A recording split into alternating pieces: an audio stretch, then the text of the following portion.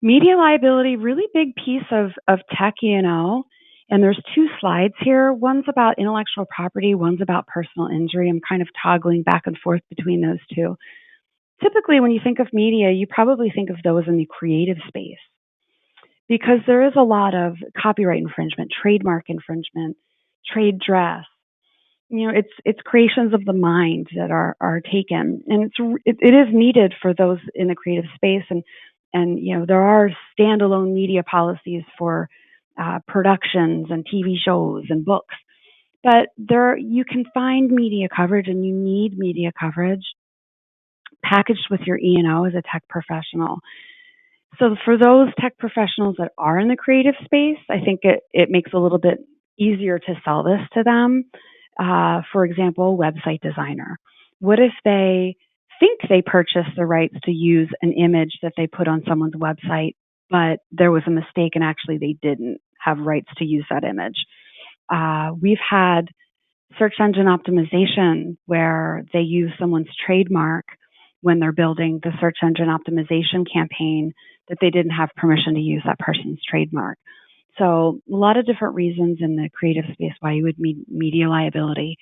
But in the more, IT, networking, managed service provider area of technology, why would they want media liability? Well, it's going to cover things that they put on their own website, but it's also going to cover copyright infringement for software programs, right? When you use a software program, you buy a license. So we had a claim. Our insured hired an independent contractor because he had a very large job and needed a little bit of help. The independent contractor was supposed to help him set up a whole new office with lots of different workstations. Well, when you do that, you need to buy a separate license for each software for each desktop, right? The independent contractor purchased one software license and used that one license for all the users in this new office. Well, the software company, who was a pretty large software company located in Seattle, Washington, quickly came after our insured. You can't do that. That's copyright infringement on our software.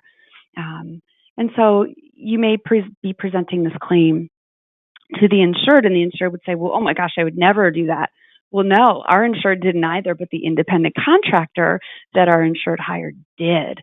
And so if you're wondering, the question, the answer to your question that you may be wondering is yes, independent contractors are covered as insureds under this policy. So there was coverage for that copyright infringement on that software.